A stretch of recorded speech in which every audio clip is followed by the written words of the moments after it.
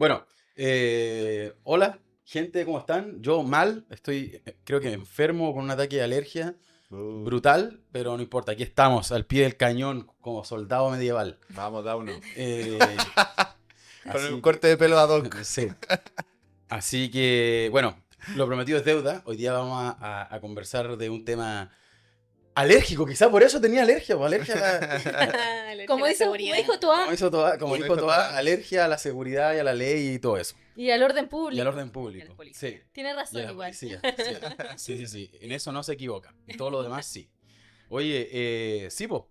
Bueno, partir por invitar a la gente a que nos pueda apoyar en el canal poniendo me gusta, comentando, aplicando campanita, suscribiéndose. Todo eso ayuda mucho al algoritmo a que se difunda. Y obviamente compartiendo este video y siguiéndonos en nuestras redes sociales, La Izquierda Diario CL. Sin más preámbulo, pasamos directamente a lo que nos convoca.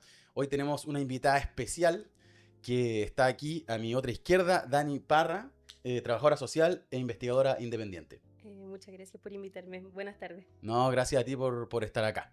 También la Bárbara Brito, candidata a diputada por el Distrito 10, ya clienta frecuente de la casa. Fue como, de nuevo. Y el Mono Flores. No, el compañero Francisco Flores, candidato a diputado por el Distrito 8, ahí haciendo su gesta, haciendo de las suyas. Sí. Gracias por la invitación nuevamente. Siempre contento de estar acá. Sí, no, genial. Y bueno, aquí estamos obviamente grabando desde los estudios de Casa Marx. Bueno, yo creo que entremos nomás al tema. Como saben, este programa no tiene pauta, pero queríamos conversar sobre esto que está rondando obviamente como las elecciones y la política en Chile desde hace 5 años atrás, que es la discusión sobre la seguridad. Salió los dichos de Toa, que la izquierda le tiene alergia, obviamente como un palo al gobierno. Después le salieron retrucando, obviamente, que estuviese bueno que lo hubiese dicho mientras era ministra del Interior de este gobierno. Y además ha sido un tema como que todos dan por hecho, que es como el tema de la elección. O sea, como que si uno ve cualquier programa político tradicional, como que te dicen, pero bueno, lo que le importa a la gente es la seguridad. O te dicen, no, si los 100 mil millones de dólares en verdad puede que no afecte a la base votante de Cast, porque en realidad lo que le importa a la gente es que hablen de seguridad. Entonces, está como muy instalado eso. Evidentemente hay una crisis, digamos, que se refleja en números, en una sensación también, en experiencia, evidentemente, pero no sé cómo lo ven, para partir quizá por un marco más general. Bueno, eso sería todo. No, yo, para romper el hielo, que nosotras con la Dani nos juntamos hace algunas semanas ya, ¿no? Y a conversar precisamente sobre seguridad. Y yo la convoqué porque la Dani me está ayudando en la candidatura, a poner comando. Escribimos una nota. Yo me basé para escribir esa nota en la tesis que hizo la Dani sobre seguridad, donde relaciona, para mí de una forma muy interesante, el problema de la seguridad pública con el espacio público, con los barrios, con la organización obrera y popular, y en particular con el trabajo precario también. Entonces a mí me parece que esas relaciones, obviamente que para la derecha son como...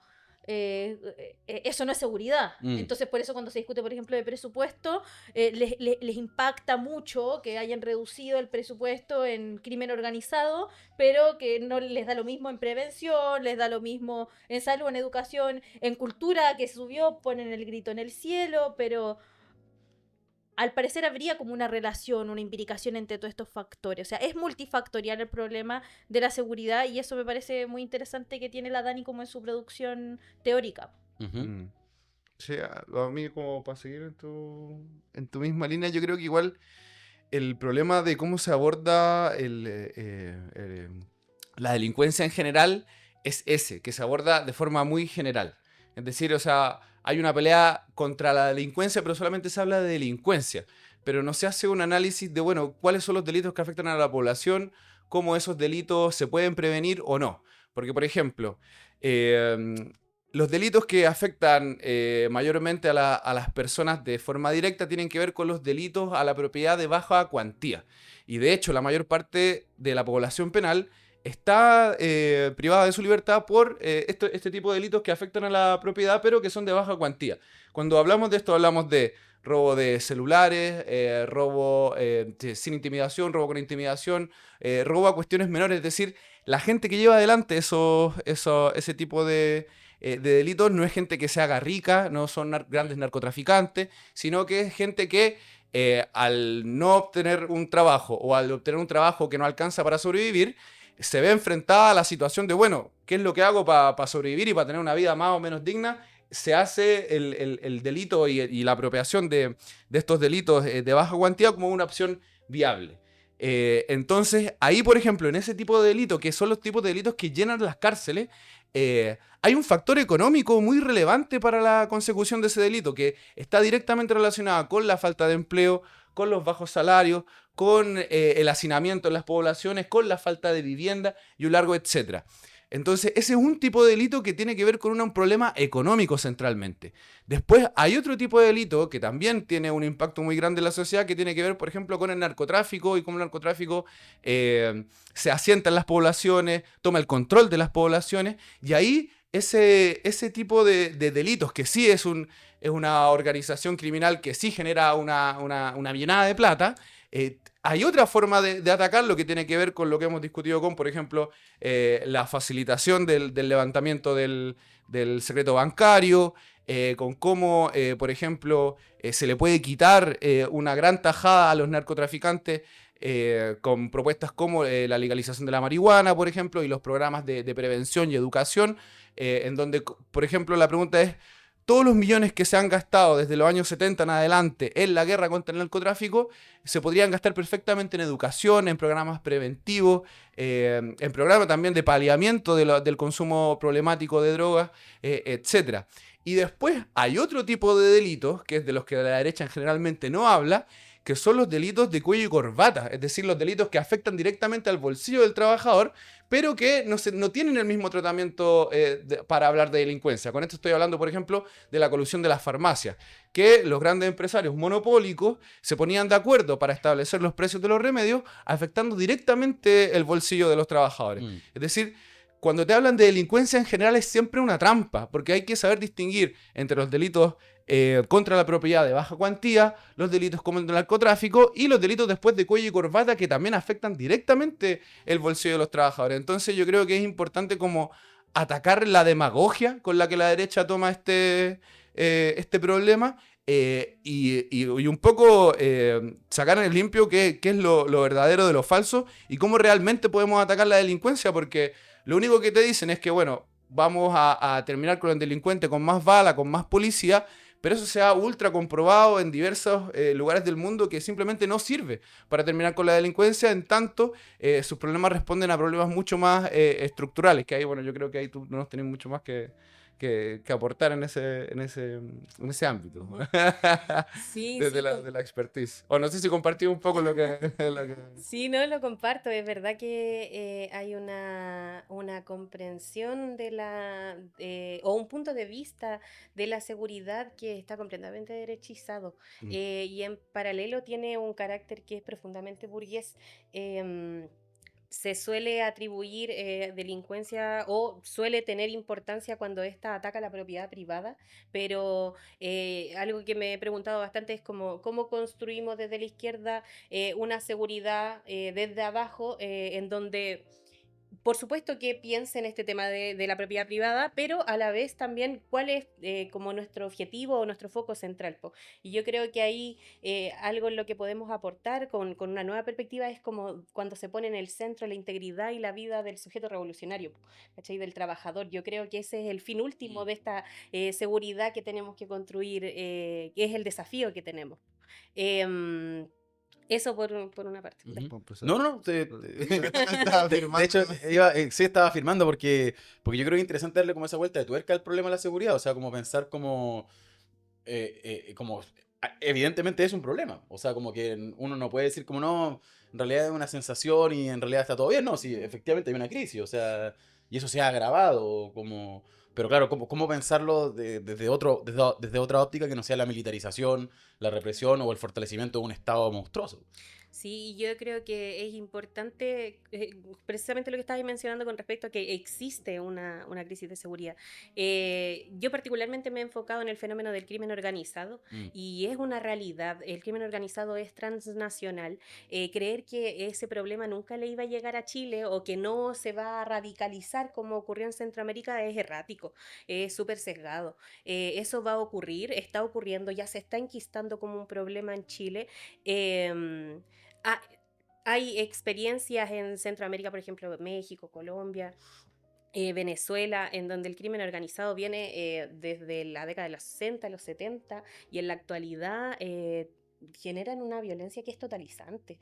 Tienen totalmente corrompido a los poderes del Estado, tienen intervenidas las poblaciones, hay un control territorial que es sumamente desafiante, que es sumamente contrarrevolucionario también, porque efectivamente cuando hay alzamientos populares y el crimen organizado se alinea con el Estado neoliberal. Entonces eso también es un problema para nosotros. Es un problema para el pueblo y para los que nos planteamos transformaciones radicales de la sociedad. Pero sí, es un problema que se enquista en la sociedad chilena, si bien tenemos una tasa de homicidio de 6 homicidios por cada 100.000 habitantes, es bastante baja con respecto a la realidad centroamericana. Lo cierto es que se está generando una nueva criminalidad que es preocupante. Mm. Esta nueva criminalidad tiene que ver con la presencia de crimen organizado en el territorio nacional. Hay diversas bandas que hoy día se disputan los territorios y que le disputan también a lo que era el narcotráfico, el narcomenudeo que había antes en Chile. En paralelo se nos presentan nuevos, o sea, no sé si nuevos, pero con mayor frecuencia delitos que antes no ocurrían en Chile, tanto como el sicariato, el secuestro, la extorsión. Y en paralelo, creo que hay un tercer elemento que es importante que tiene que ver con que por mucho tiempo no fuimos atractivos para el crimen organizado centroamericano, porque nuestra geografía no era la más propicia para la plantación, por ejemplo, de coca y marihuana. Sin embargo, hoy día la comercialización masiva del tusi sí les facilita la posibilidad de que ellos puedan, que sus empresas criminales hoy día sean fructíferas en este territorio, Ujú. porque hay una gran industria farmacéutica de la cual se pueden abastecer y hacen todo este menjunje de antidepresivos, metanfetamina, cafeína y listo, sale el tusi, y eso es lo que están consumiendo hoy día nuestros cabros populares. Entonces ya tienen lo que antes no tenían, que era la fuente de ingresos principal del crimen organizado. Tienen la posibilidad de recibir ingresos a partir de la comercialización masiva de drogas y en paralelo ya las condiciones estructurales están dadas para que ellos puedan tener un reclutamiento masivo también en nuestras juventudes populares, Eso. en los sectores que, en la mano de obra sobrante del capital. Hay un Claro. ejército industrial de reserva que no solamente está ahí para el disciplinamiento de los trabajadores, que para que no se vayan a huelga, para que no pidan aumentos de sueldo, porque finalmente el capitalista puede acceder a esa mano de obra sobrante. No es solamente el disciplinamiento, sino que también esa mano de obra sobrante, ese ejército de reserva industrial, sirve a la economía criminal para ser reclutada por esta... Que es el desempleo, a todo eso. Ah, es que sí, lo siento, sí, Claro. la gente desempleada. Y Son que de los hecho el migrantes. desempleo en la juventud, si mal no recuerdo, ya superó las 2 cifras, está en el 14%. Dos dígitos. Justamente. Sí, Sí. oye, pero una pregunta. ¿Está bien el micrófono de la Dani? Señor director. Señor director, ¿Sí? preguntas técnicas. Sí. Ah, Ok. ya. Ah, ya. Ya está bien. Perfecto. ¿Que se escucha bien? Está alejado un poquito, ¿sí? ¿Ah? No, bueno, no sé si se ha quedado dormido el director. No, Si que el está muy director bueno, odia el que está muy programa. bueno. No, sí está bueno, sí, bueno, Por eso, no no queremos perder el contenido. Sí, no, gracias. No, sí, es que yo como que quería profundizar en eso, en el sentido de que de dónde se alimenta el crimen organizado en Chile. O sea, porque están las condiciones, digamos, propias del negocio, que tiene que ver con la facilidad o no de traficar cierta droga, pero después, ¿de dónde se saca el capital humano? Y ahí es donde entra la precarización de la juventud como factor determinante, ¿no? Sí.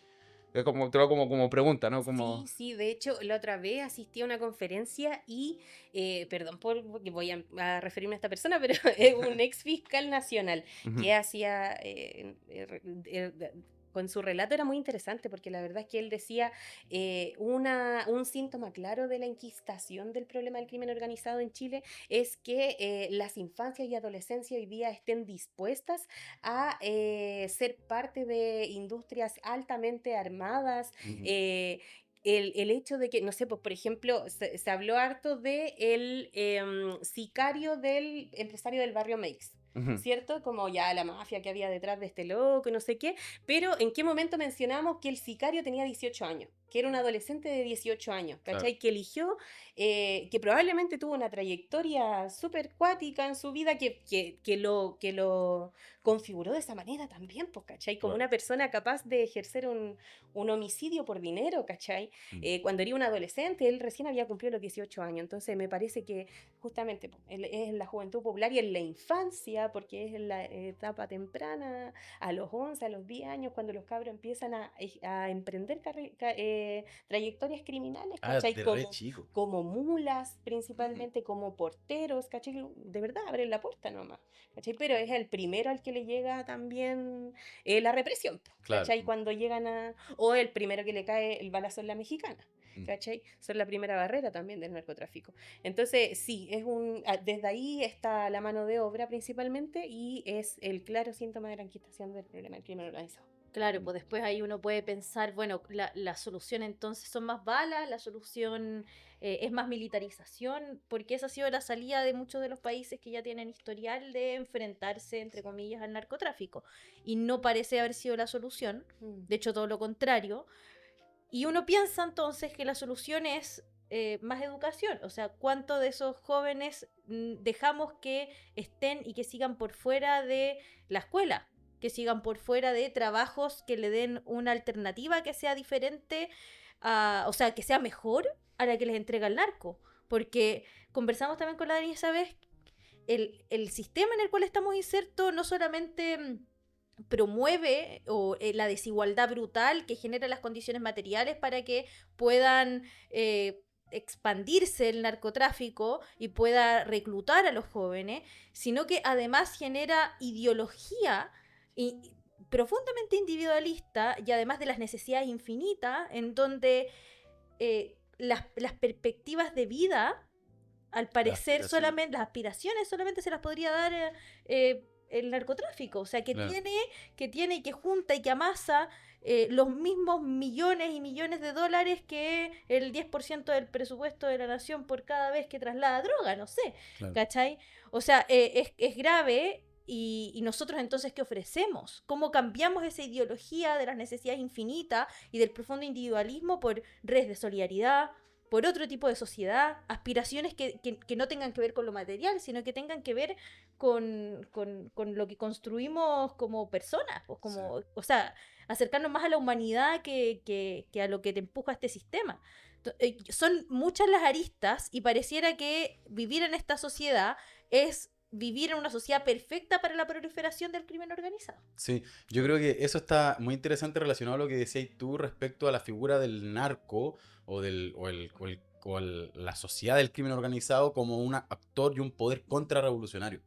Porque si uno se fija, lo que hace la derecha generalmente es asociar el alza del crimen organizado y el alza de la delincuencia y el problema de la seguridad con la revuelta. O sea, fue en la revuelta que se desató este crimen organizado y te vinculan al desorden, al desmán o a los saqueos con el crimen organizado que puede haber habido, qué sé yo, pero te hacen un vínculo tramposo. Es decir, protesta es igual a crimen organizado, es igual a desorden, es igual a violencia, es igual a delincuencia. Entonces, por lo tanto, cuando hay calle es delincuencia y violencia. Obviamente eso tiene una intención de criminalizar la protesta en sí mismo, pero además hacer ese vínculo tramposo, cuando en realidad la figura con la cual sueña ser alguien que ingresa al crimen organizado o un dirigente del crimen organizado y del narcotráfico, no es convertirse en un combatiente en las calles. Él quiere ser un empresario.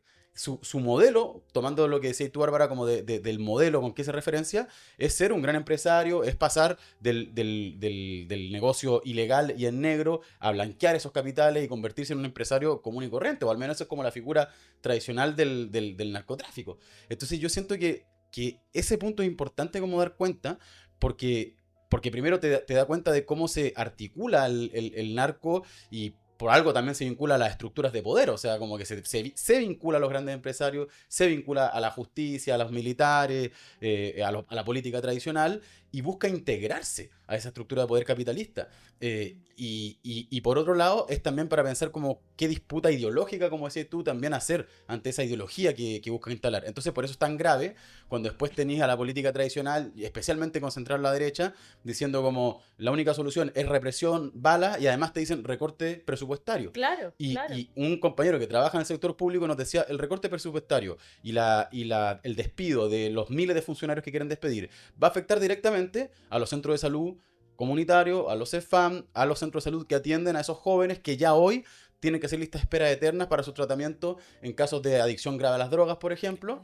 Y esto solamente nos va a empujar más al abandono para que sean más carne de cañón para el crimen organizado y el narcotráfico. Entonces es un círculo vicioso que la política y el programa que propone la política tradicional solo agudiza el problema y desconoce que el crimen organizado se referencia en el modelo que ellos mismos defienden, que es como el capitalismo y el capitalismo salvaje en última instancia. Entonces, como que está bueno esa imagen también. Acordémonos, la vez pasada, no sé si vieron el programa anterior, pero conversamos de esto que dijo el director de presupuestos de Piñera, que planteó que para reducir el presupuesto había que sacar profesores, porque la verdad es que sobraban profesores Claro. en el sector municipal.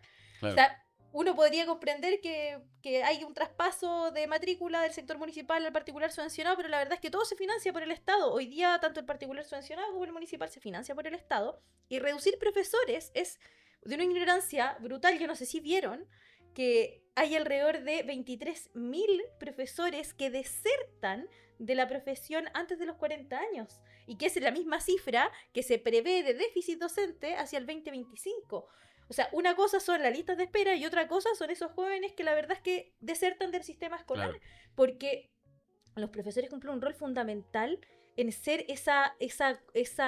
en poder arrebatar a muchos de esos estudiantes o de esa juventud de las garras del narcotráfico. O sea, yo misma tuve estudiantes que desde octavo básico salían a robar autos y a hacer portonazos y que después los tenía en el aula tratando de darle alguna razón por la cual se mantuviera en el colegio. Sí, pues no, ese contraste es brutal.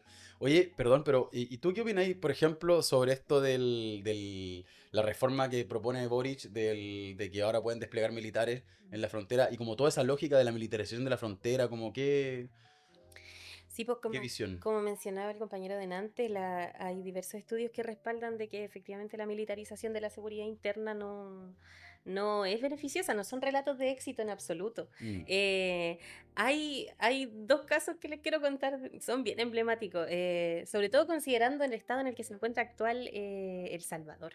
ujú. En los 90 surgieron las maras salvatruchas en los suburbios de Los Ángeles. En paralelo en El Salvador estaban con una crisis política, económica, social, y el gobierno de Estados Unidos le mandó de vuelta deportado a las pandillas de las maras, o sea que en ese entonces no eran maras, los mandó a El Salvador. Eso provocó una situación de inseguridad desatada, ¿cierto? Las crisis internas y en paralelo la llegada de estas personas deportadas. Y a inicios de los 2000 se imponen unos planes que se llamaban mano dura. El 2003, el primer plan de mano dura, y después el 2004 el super plan de mano dura, de verdad que se llamaba así. Y eran súper malos, de verdad. Lo que ocurrió fue que... Bueno, perdón, perdón. que Cast además tiene como este plan cancerbero, como que siguen también como esa lógica así, Sí. efectista. Bueno, Y bueno, la cosa es que estos dos super planes realmente terminaron agudizando la situación de criminalidad en El Salvador. Los picos de la tasa de homicidio ocurrieron precisamente entre el año 2003 y el año 2006. O sea que los militares aportando en la seguridad ciudadana, en la seguridad interna, no favorecieron en absoluto con respecto a la seguridad que estaban... Aportaron en no, la inseguridad. aportaron en la Claro. inseguridad. De hecho, hubo picos de corrupción y entendiendo también de que no es que, a ver, efectivamente los militares en la calle tienen otras tácticas, otras formas, otros modos para poder enfrentar la criminalidad. Eso es correcto. Tienen más atribuciones y otras herramientas con respecto a las policías civiles. Pero lo que ocurre cuando tú tiráis a los militares a la calle no es que el crimen organizado se repliegue y nunca más salga, como que se quede ahí por miedo a que las Fuerzas Armadas como que lo van a tomar.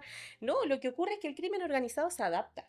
Esa es una de las principales características del crimen organizado, la adaptabilidad. Mm, Y ellos se adaptan y lo que hacen es devolver con la misma fuerza. mm. ¿Sí? Entonces, lo que ocurre son nuevos ciclos de violencia ante Claro, la una salida. escalada. Claro, escaladas de violencia. Y finalmente terminan siendo planes, medidas que terminan por coaptar a toda la sociedad. En vez de realmente aportar en cuanto a la seguridad. De hecho, hace Entonces, poco en Ecuador ocurrió una situación similar con Noboa en el poder, que también enfrentó, sacó a los militares a la calle. De hecho, se tomaron canales de televisión, no sé si te acuerdas. y los choneros. Uy, muy Sí. buen chiste. Sí, pero claro, no aportan en absoluto. Así que yo la verdad creo que Boric lo que está haciendo es un poco... es que ya, efectivamente, claro, estos estudios dicen de que los primeros meses es efectivo. Existe un repliegue, Mm, ¿cachai? Lo más probable es que sí disminuya la migración irregular, por ejemplo. mm, Que sí disminuya el traspaso de droga terrestre, por lo menos. claro. Probablemente los primeros meses sí va a ocurrir, pero solamente son réditos eleccionarios, son los datos que después van a utilizar para poder decir nosotros resolvimos esta cuestión, ¿cachai? Claro. Pero a largo plazo y en el mediano plazo no va a venir a resolver los problemas de seguridad. eh, eso. Sí. Sí. Sí, o sea, de hecho se desplaza el problema muchas veces. No, y está el problema que tú decías del espacio público, porque mientras más escalada de violencia hay, mientras más esas políticas empiezan a consumir al conjunto de la población, entonces la gente empieza a recluirse en sus hogares y empieza a no disputar el espacio público, porque la verdad es que con qué herramientas tú vas a enfrentar no solamente ya al narco, sino que además al propio Estado armado. O sea, nosotros sabemos que además las balas no discriminan de parte de los militares cuando se trata de salir a la calle. Entonces, ahí hay un problema que se suma a la falta de educación, a la falta de salud, de vivienda, de trabajo precario, que es la disputa del espacio público, que lo conversamos también con la Dani. O sea, cuánto los trabajadores, desde sus sindicatos, junto con los pobladores de los alrededores de sus sindicatos, esos lugares de trabajo, por ejemplo, con los estudiantes, con la familia, se toman espacio, empiezan a generar cultura local, o sea, Mm, esas redes de solidaridad son parte de lo que se empieza a destruir también con ese tipo de políticas. Claro. Totalmente. De hecho, hay un plan que se llama Plan Libertad que se dio en Honduras a inicios de los 2000, donde también militarizaron la seguridad interna y ocurrió precisamente todo lo que tú estás mencionando, ¿cachai? La gente, por miedo a el enfrentamiento que se estaba dando entre ambas partes, se recluyó al hogar y las cifras son desastrosas, o sea, aumentó la violencia, aumentaron los delitos violentos, aumentaron los homicidios, aumentaron las violaciones a los derechos humanos, las detenciones forzadas, las desapariciones, claro. sí, las detenciones arbitrarias. El pack va completo, pues, Sí, así. la combi completa. Sí, la cagó. Bueno, No, o sea, como reflexión, o sea, es que en realidad, todos los datos y los ejemplos, como que yo estoy convencido de que en realidad la delincuencia, y ahora sí lo podemos hablar en general, no es un problema netamente policial, sino que es principalmente un problema económico y social, en el sentido de que mientras exista un sueldo de 500 lucas que apenas alcanza para sobrevivir, la oportunidad de delinquir es bastante atractiva, o la de cometer ilegalidades para poder sobrevivir o vivir mejor es súper atractiva. Entonces, mientras eso exista, claramente que va a haber un problema de delincuencia y de crisis, po. Pero Incluso más, mientras existan altas cifras de desempleo juvenil, también va a ser caldo de cultivo para que el crimen organizado les presente a la juventud una vía rápida para obtener bienestar económico. De ascenso social, sí. Y de ascenso social y de todo lo que hablábamos del imaginario que venden. Entonces, yo creo que es re importante como trasladar esa visión de que la delincuencia no es solamente un problema policial, sino que es también principalmente un problema económico y social. Eso. claro. aquí es cuando te dicen dos cosas. Te dicen, ya, pero Yo nací en un barrio pobre y yo no tuve que delinquir, po. Yo no, a mí no me obligaron a salir a... Claro, a mí me han dicho, no, es que entonces tú estás diciendo que los pobres son ladrones. Esa era la segunda que iba a decir. Entonces te está diciendo que los pobres son ladrones. Claro. Porque, ¿y cómo respondemos a eso? O sea, es que para mí no es que los pobres, es que eso es una generalización para partir, pues ya por ende ya tiene tintes de falacia, pero yo lo que estoy diciendo es que las condiciones estructurales económicas precarias son el caldo de cultivo para que el crimen organizado reclute a la juventud más empobrecida, que no tiene otra vía de sobrevivencia. De hecho, no sé, voy a citar a Pablo Chile. En una canción, no sé si la conocen, que él dice, yo soy el que relato el cómo los menores se aburrieron de andar patos. Y después comenta cómo se van a pegar misiones, que es salir a robar, finalmente.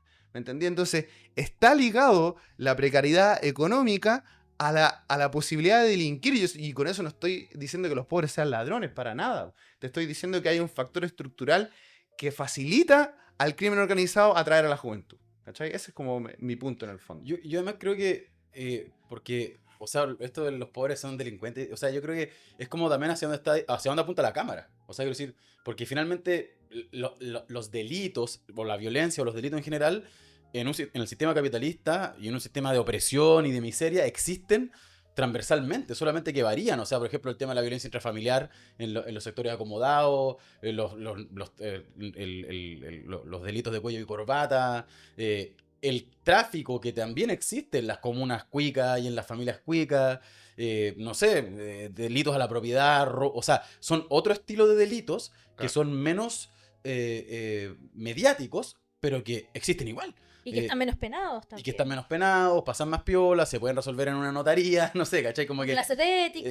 claro, entonces yo siento que... Y no me refiero solo como al gran empresario que va y le pasa un maletín de billetes al político, sino que a cosas tan pequeñas como, no sé, las típicas disputas entre familias burguesas sobre terreno, y que hacen trampa y le roban el terreno a otros, ¿cachai? O la violencia intrafamiliar, ¿cachai? O también son parte del mercado de la droga, ¿cachai? Entonces yo siento que también tiene que ver con eso, como que el enfoque de dónde está puesto el enfoque mediático también hace que se criminalice a los sectores populares, porque todo el rato en la prensa te pasan portonazos y turbazos que son protagonizados por jóvenes de sectores populares, pero poco se habla, no sé, pues de los robos de loteos de tierra, no sé, pues los casos de corrupción, o cuando encuentran cargamentos de droga O sea, yo me acuerdo, era un dato que teníamos para los primeros sin filtro, así el 2022, cuando estábamos entrando a debatir ahí con los fachos, que había más decomisos de droga en Zapallar que en la Araucanía.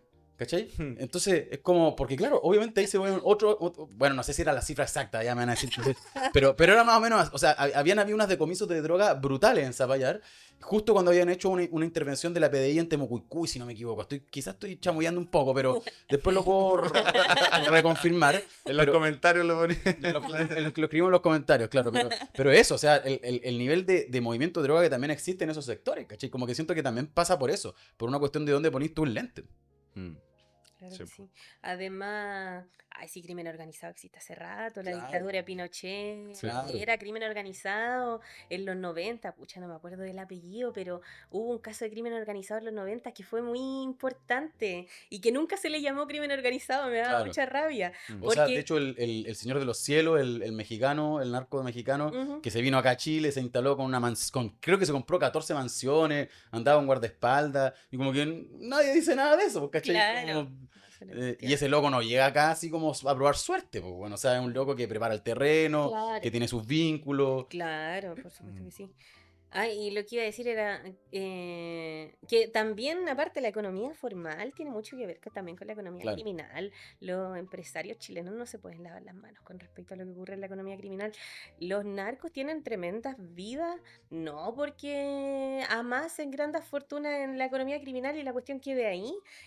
La economía formal le lava esa plata y después pueden justificar plata, generan también empresas fachadas, hay Claro. todo un negocio ahí también entre medio en donde se ven beneficiados también los capitalistas, entonces hay una imbricación importante ahí, no, la criminalidad no viene desde abajo. De hecho, bueno, dale, Bárbara, no. Solo- Sí. No, que Carlos Vaso, que, bueno, yo lo he citado varias veces, pero Mi profesor. el título de mi pedacito de cielo es precisamente ese, o sea, el paraíso neoliberal en Chile es para los narcotraficantes un pedacito de cielo para poder generar sus empresas de lavado de dinero.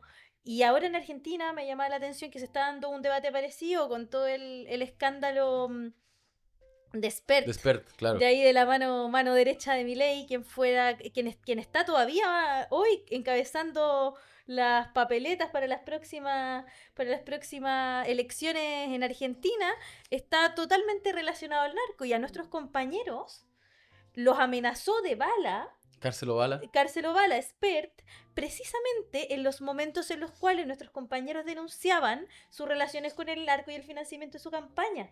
Claro. Entonces, ahora nosotros hicimos como, véanlo, vayan a la izquierda diario, no sé, solo a la izquierda diario, y vean el video donde hay como un compilado donde muestra cada denuncia que hace la Miriam Bregman, Nicolás del Caño, el Cristian Castillo, del tema del narco relacionado con Spert y la respuesta de Spert en cada uno de esos momentos.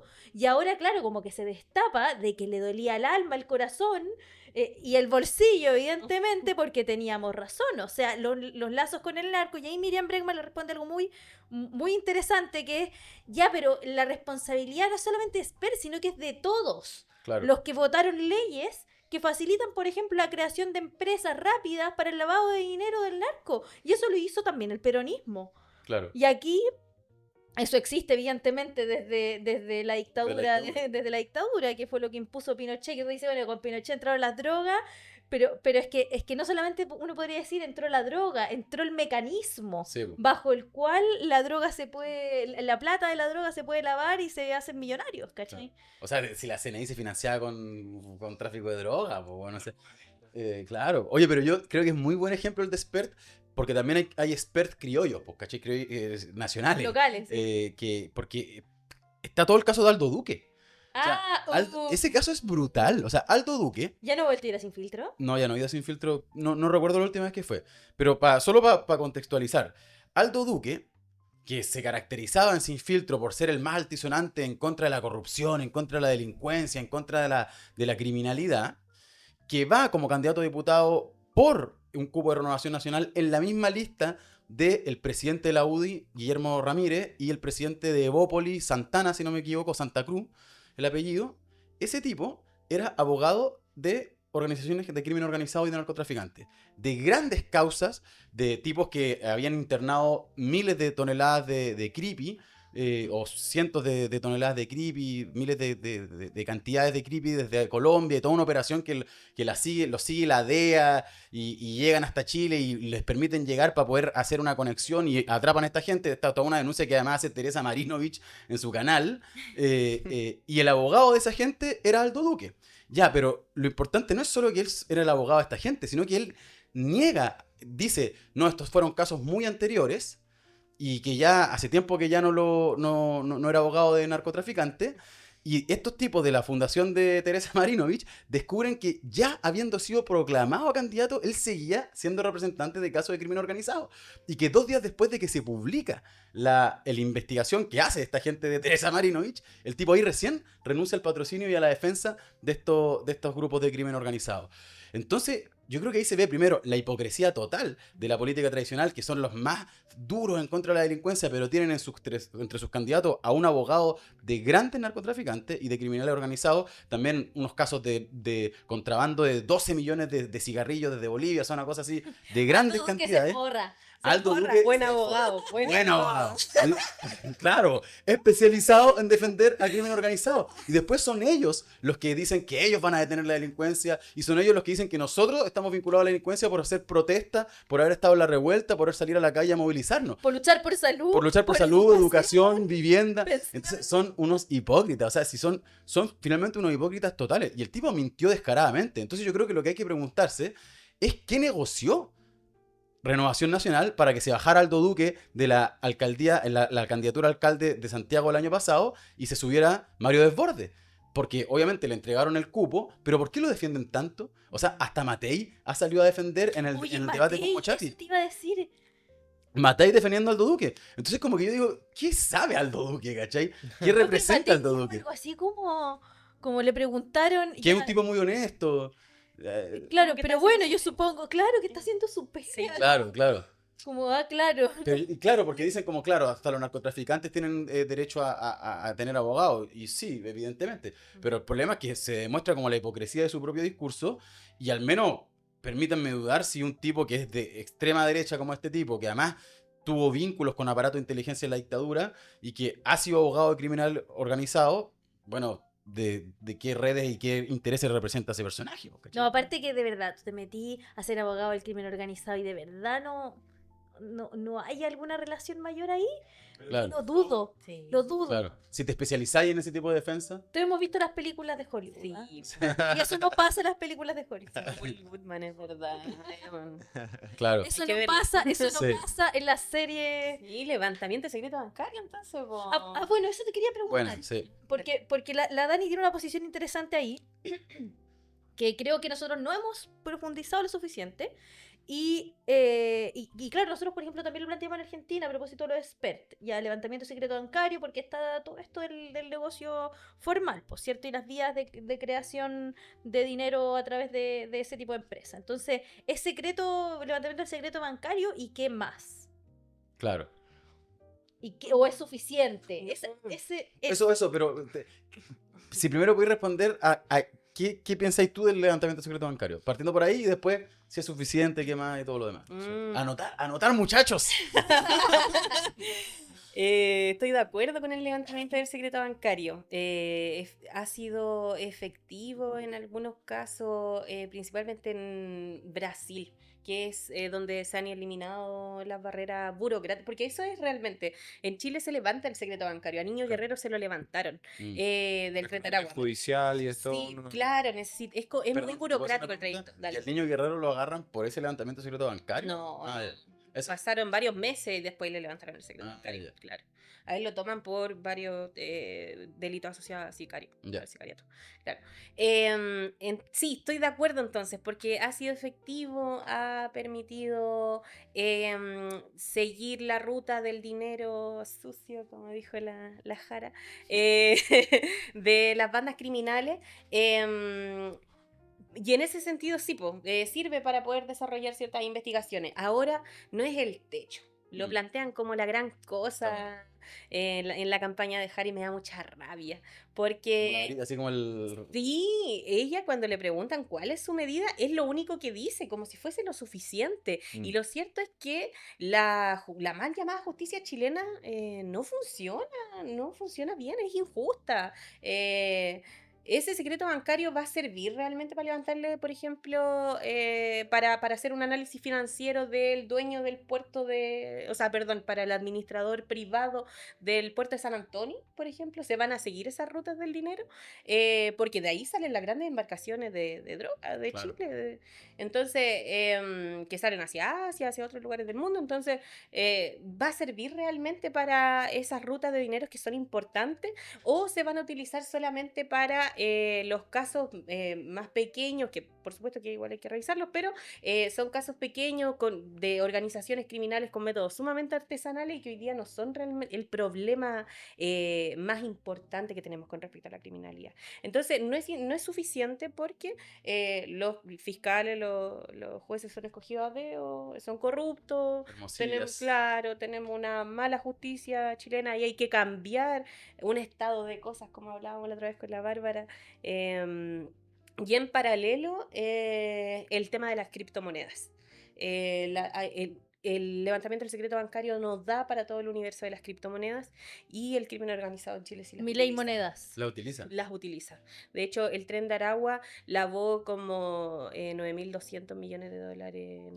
Perdón, 9.200. Sí, pues, Sí, está millones de dólares. ¿De sí, dólares? de dólares. Ahí En, están cri- los 6.000 en, de cri- Ahí está. en criptomonedas. Alto Duque. Entonces, como Oh, la cagó. ¿Pero eso fue como a nivel internacional o acá en Chile? cuando estaban acá en Chile, eso es ganancia en Chile. Y la mandaron, plata que pasó por varias jurisprudencias, y finalmente la mandaron para afuera. Esa Claro. plata Pero si eso es no lo que se recupera. mueve. Eso es lo Sí, que mueve. es Y mucha plata. en una transacción. así. Claro, Claro. estamos hablando de una banda de crimen organizado, Claro. Tren de Aragua, que es una organización súper artesanal al lado de un cartel. Claro, de los mexicanos, así. Oye, y una pregunta, perdón, pero porque finalmente el crimen organizado no es narcotráfico solamente, o sea, es un conjunto de operaciones de mercado irregular o informal, o sea, ¿y qué tipo qué es contrabando, de productos, Eh, acá en Chile me refiero? ya, acá en Chile, sí, hay lavado de Ujú. activos. La principal fuente de ingreso es la droga. Por ejemplo, el Tren de Aragua lo que hizo fue aprovecharse de la vulnerabilidad social, aprovecharse de la crisis migratoria Mm. y ellos iniciaron en Chile trayendo gente desde Venezuela, les cobraban por seguridad y por atravesar la barrera fronteriza y dejarlos acá en Chile. En todo ese trayecto, por supuesto, que eran extorsionados a sus familias, les iban quitando dinero en el trayecto, chiquillas fueron finalmente aquí integradas a redes de explotación, hay trabajo forzado, hay un caso re emblemático que se dio hace como 3, 4 años atrás, que era del Tren de Aragua con unas que eran una veintena de cabras que vendían tequeños en la plaza de armas. Y ellas todas habían sido engañadas en Venezuela, diciéndoles como la combi completa de verdad, pues te pasamos casa, y en verdad era una pieza llena de camarotes donde vivían todas juntas hacinadas, te pasamos casa, te damos pegas para que puedas salir adelante y no tenés que pagar las cuentas, no tenés que pagar nada y te damos alimento. Pero claro, las cabras las tenían trabajando 14, 16 horas diarias. ¿Cachai? Ese era finalmente el negocio. Mm. Y las cabras les pagaban una cantidad de plata que no les daba tampoco para poder salirse de esa red de trabajo forzado. No podían independizarse. Entonces, así es como partió el Tren de Aragua. Ujú. Extorsión, trata de personas, eh, trabajo forzado, explotación sexual y luego hoy día con lo que les contaban antes, por la masificación de la producción nacional Que también. de Tusi. Que tú sí. Tusi Es que, principal. caché que yo creo que eso es ese, como mostrar lo que es el crimen organizado, te expresa, te demuestra también la inutilidad de la legislación chilena, o sea, y de las medidas, o sea, porque es como, ¿cómo tú vas a responder ante una red tan compleja para una organización que dentro de todo es pequeña, Mm.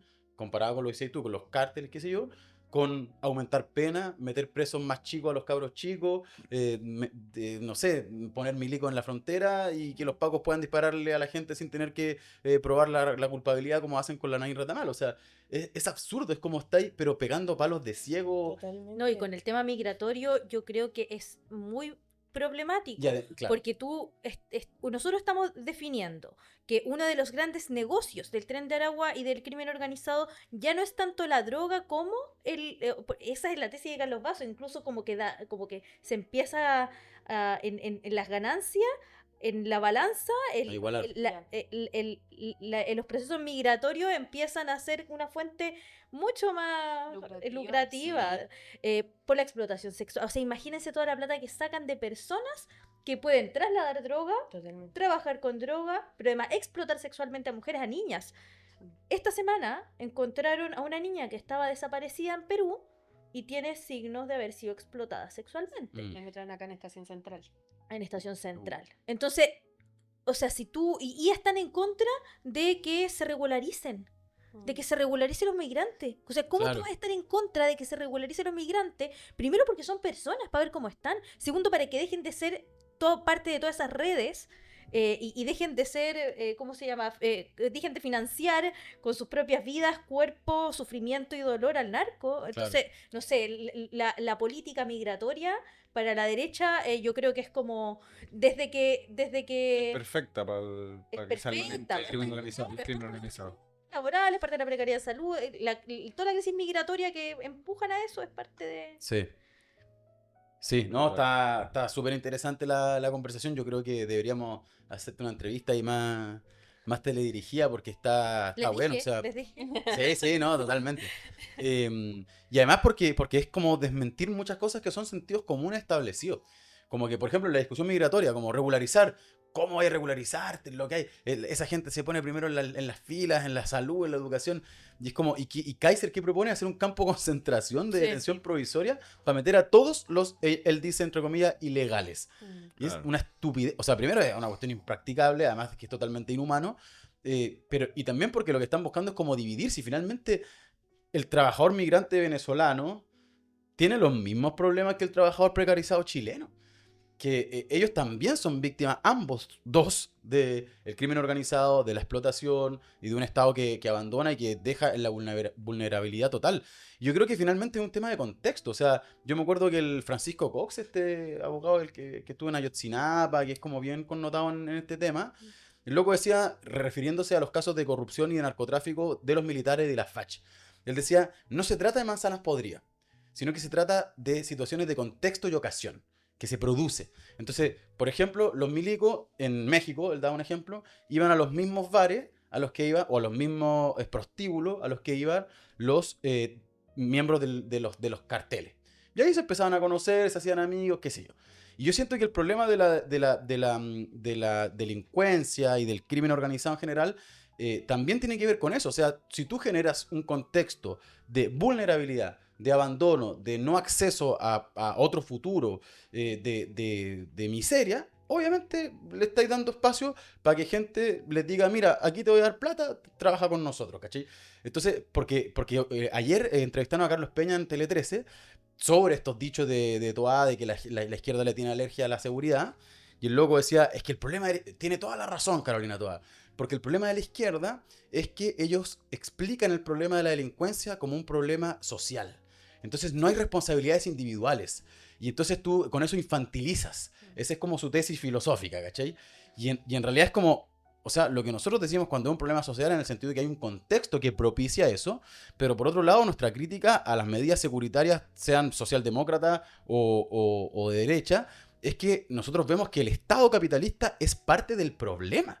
O sea, aumentar los grados de militarización, de represión, solo agudizan la contradicción del crimen organizado y tal como para que emerja el mercado legal, el crimen organizado también emerge al calor o bajo la existencia del propio Estado capitalista. Claro. Entonces no es un problema de si hay responsabilidad individual o no, sino que nosotros partimos de un análisis totalmente distinto de lo que es el Estado capitalista. Que es material, es que para nosotros es un problema material de cómo vivir, de si tú puedes vivir con lo que hay o no, de si tu familia puede vivir con lo que hay o no, de si te vas a vender por plata a cambio de arriesgarte o no. Y yo creo que la gente nos dirán buenistas, pero la verdad es que yo no creo en su tesis ética de metafísica, de que todo se separa entre lo bueno y lo malo, entre que naturalmente el ser humano es perverso y corruptible. Yo no creo eso, la verdad, si no, no estaríamos aquí tratando de transformar el mundo, ¿cachai? Para nosotros es material y esa materialidad es lo que genera las conciencias de las personas, po. Y esa conciencia va a estar corrompida, si tú quieres ponerlo así, o va a estar totalmente sometida a ese tipo de ¿cómo se llama?, de manifestaciones sociales como el crimen organizado, si es que tú no disputas eso, si es que tú no das trabajo, salud, vivienda y das una perspectiva de vida diferente. Yo quiero citar a un gran político revolucionario que dijo, ¿quieres medidas duras? Bueno, medidas duras serían abrir los libros de contabilidad de las grandes empresas, investigar a los administradores privados. Qué buen debate del Toño. Antonio Páez, candidato a diputado por el Distrito 7, dirigente sindical además, que claro, o sea, tomándolo del buenismo, no se trata de buenismo. Yo quiero hacer mierda a esas bandas criminales vinculadas a los grandes empresarios, a los jueces, a los políticos y a los milicos. Pero no lo quiero hacer atacando al niño portero de 11 o 12 años, sino que a los que viven en Las Condes, a los que viven en los barrios acomodados. Ni degradando las condiciones sociales, ni reprimiendo el conjunto de la población, claro. ni generando condiciones para que sigan alimentando el narco. O sea, es contraproducente su salida finalmente. Claro. Oye, yo creo que teníamos que ir cortando. El señor director está chato. ¿No? Chato, aburrido ya de la conversación. No, mentira, está súper entretenido. De hecho, está uno siempre de pela. De hecho, me dijo, llevamos, al principio, llevamos 20 minutos y está entretenido como nunca. Eso puedo mostrarlo. Oye, no, Dani, muy buena a pesar de que hablamos harto todos, pero muy buena la conversación. Ya te vamos a anotar ahí para una entrevista así más en profundidad. Pero ahora vamos a lo que vinimos. No sé si alguien te dijo que tenemos una sección... No. Ya, hay una sección, la sección más importante de este programa, que es el nominado de la semana. Entonces uno elige a un nominado, lo fundamenta por qué, y bueno, el fundamento es porque es un idiota, porque dijo tal cosa, ¿cachai? Ya. Y luego entre los cuatro decidimos, ya, este es el nominado de la semana y ese nominado está avisado. Claro. Y esto generalmente lo usamos también para hablarle a la cámara, sacar cuña y... Porque no se olviden que somos candidatos. Reel. Haga sus reels. No, yo no puedo, tengo que pensarlo primero porque no lo había Pero pensado sí. tampoco. Chuta, el mono viene desde el... No sabía. Ya no, yo me voy a tirar con cualquiera, que yo Parte. tampoco lo preparé, pero no importa. A mí se me vino a la mente. Lo primero fue Cristian Valenzuela, se llama el amigo de Cast, la mano derecha Claro. de Cast, que dijo que todos los funcionarios públicos eran parásitos. Bueno, después aclaró y dijo que no se refería a todos los funcionarios públicos. Obvio, porque él también estaba siendo financiado por el Estado. Desde ahí que algún matiz tenía que hacer en sus declaraciones y en la columna de opinión que sacó, pero lo cierto es que él expresa toda la política que ha tenido la derecha a nivel internacional respecto a los ajustes, a la reducción de derechos sociales, a tratar como ñoquis, como lo hizo Milei en Argentina, a los funcionarios públicos, pero no se refiere a cualquier funcionario público, no se refiere a los funcionarios públicos que ganan millones en el Congreso, los altos funcionarios públicos, no solamente los diputados y senadores, sino que también a otros cargos de jefatura que están en el interior del Congreso y que ganan más que el presidente de la República. No se refiere a los ministros, no se refiere a los jueces, se refiere a los profesores, se refiere a la salud, se refiere al bajo funcionario, porque la verdad es que para él los parásitos son los trabajadores comunes y corrientes, son los trabajadores que trabajan. Él no es parte de esa definición, claramente. Y ese desdén fue el que llevó, ojo, a lo que fue la revuelta del 2019, que no fue concertada, sino que fue la rabia visceral de una casta política, porque aunque ellos digan que no, ellos son parte de esa casta política, que desdeña a los trabajadores y a los sectores populares. Entonces, Cristian Valenzuela, estás avisado. No, estás nominado. Por mí. Ah.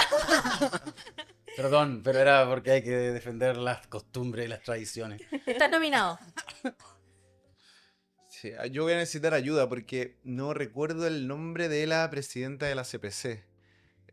Si me ayudan, señor director. ¿De la CPC o de la SOFOFA? No, de la CPC. La presidenta de... La que estuvo en ENADE hoy día. Sí, obviamente. ¿Cómo ni está en la Susana Jiménez. Susana Jiménez, sí, bueno. porque...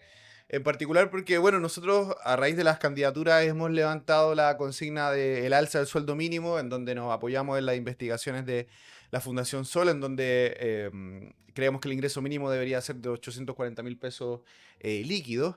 Y bueno, ella como presidenta y representante de los grandes empresarios se opuso al alza del sueldo mínimo, a cualquier tipo de alza, ni siquiera se la jugó con una cifra, con diversos argumentos técnicos que van desde que genera desempleo, el problema de la inflación, etcétera, pero siempre enmarcado como si fuera un problema técnico-económico. Y yo creo que hay que llevar el problema hacia otra perspectiva, así que es un problema principalmente político. Y aquí hay una investigación de la Dirección del Trabajo que me llamó mucho la atención, y es que en los lugares donde existe sindicato, es decir, donde los trabajadores están más organizados, hay un promedio de salario superior en un 23%. Entonces, la discusión del salario no es solamente si es que se puede o no en términos económicos, sino que se puede o no según cuánto los trabajadores estén organizados, es lo que vamos a tener como resultado de cómo se reparten las ganancias de lo que se produce.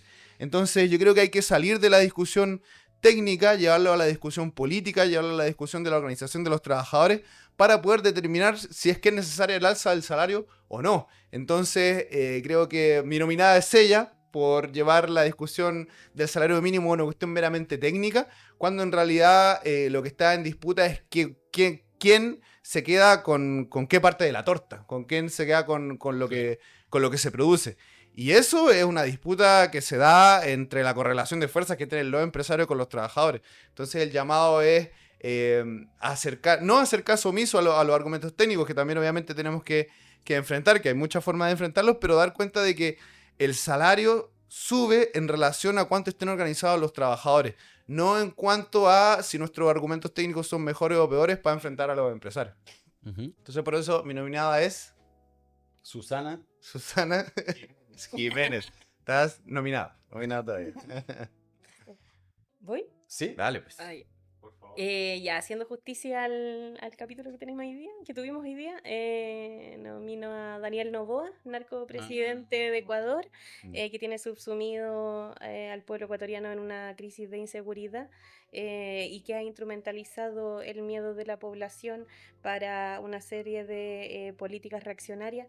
A inicios de año, con el chismecito que sacó delante el compañero, cuando ocurre la fuga de Fito, que es el líder de los choneros de la banda de crimen organizado más importante del país, cuando él se fuga de la cárcel de Guayaquil, arman todo un circo mediático con respecto a su fuga, y Daniel Noboa en tiempo récord envía una batería de leyes represivas al Congreso que por supuesto no solamente atacaban al crimen organizado, sino que también la huelga de los trabajadores, las luchas medioambientales, etcétera, etcétera. Entonces instrumentalizó la situación de inseguridad, que por supuesto que existe una vinculación entre Fito y Daniel Noboa, eso es claro, hay estudios también que dicen de que es un narco el presidente, y ahora hace poco utilizó nuevamente una situación relacionada con Fito, que fue la extradición a Estados Unidos, una cárcel de máxima seguridad que pactó con Donald Trump.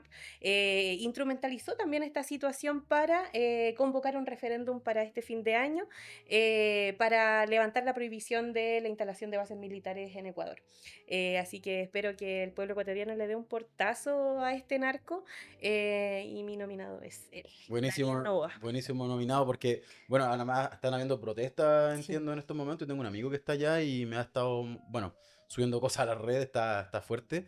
Además, entiendo que a los barcos de la empresa bananera, la familia Novoa, le habían encontrado cocaína Sí, en sí, está Grecia, comprobadísimo. claro, está Sí. como hay mucha investigación al respecto que apuntan hacia, Y la hacia eso. familia de Daniel Noboa es Luxic Claro, de Ecuador. de Ecuador, sí, son Claro. la familia más rica de la economía criminal y de la economía capitalista. Mira. Hoy la Dani nos va a tener conversando acá toda la noche. Sí, sí. Oye, no, yo también quería nominar a Cristian Valenzuela, en verdad. Porque es un sinvergüenza, o sea, es un cara de raja, que no Sí. hay otra forma de decirlo. Porque mira, parásitos hay en el Estado, evidentemente. Parásito es Cristian Valenzuela, que a los 2 años de salir de la universidad ya estaba ganando 4 millones de pesos con platas públicas y que lleva años viviendo de las platas públicas. Parásitos son los parlamentarios, los jueces, los directores de los SLEP que ganan como gerentes, como millonarios y que se reparten cargos entre ellos. Esos son parásitos, efectivamente.